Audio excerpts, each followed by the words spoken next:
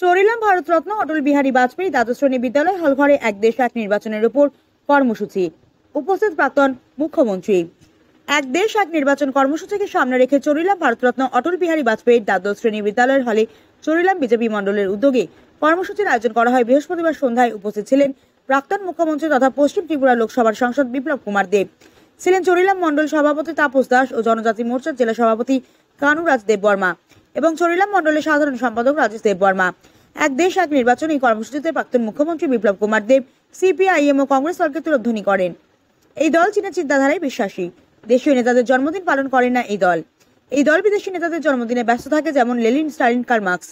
BJP দল সবকা সাথ সবকা বিকাশের লক্ষ্যে কাজ করে আসছে। এই দল দেশের জনগণের উন্নয়নের কাজ করে। তার জন্যই এই দল চাইছে এক দেশ এক নির্বাচন, যাতে সরকারের টাকা কম খরচ হয়, সেই টাকা জনগণের উন্নয়নে ব্যবহার করা যাবে। এই কারণেই আজকে এই অনুষ্ঠানের আয়োজন। অনুষ্ঠানে স্বাগত ভাষণ রাখেন চরিলাম মণ্ডল সভাপতি তাপস দাস। মহাত্মা গান্ধীর জন্মদিবস পালন করে না জাতির জন্য, কারণ কি ভারতীয় নেতৃত্বকে এরা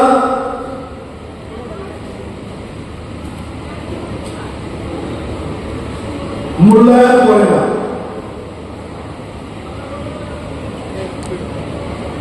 এরা মৌলানা আবুল কালাম আজাদের জন্মদিন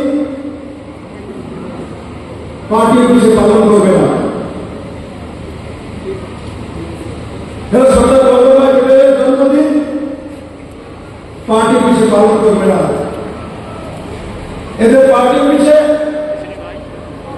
ভারতীয় মুনি ঋষি, ভারতীয় ধার্মিক গুরু, তাদের কোনো ফটো থাকবে। ভারতের কৃষ্টি সংস্কৃতি ব্যবস্থার বিরোধী।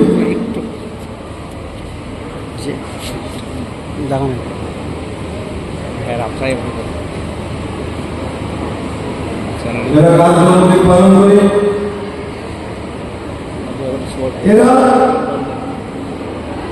বিদেশি শাসকের জন্মদিন পালন করে, লেনিনের জন্মদিন পালন করে, স্টালিনের জন্মদিন পালন করে, মাও সেতুংয়ের জন্মদিন পালন করে, কোয়াদ্রাচুর জন্মদিন পালন করে, মৃত্যু দিবস পালন করে, কিন্তু নিজেদেরই নেতা কৃপেন চক্রবর্তীর জন্মদিন পর্যন্ত পালন করে না। কারণ ভারতীয় নেতা, ভারতের জন্মদিন ভারতকে মানে না, নিজের ভূমিকে কি সম্মান করে না। 35 বছর ত্রিপুরার ক্ষমতাসীন ছিল কমিউনিস্ট পার্টি। কোন নজওয়ানকে পরিচিত নেতা হতে দেয়নি।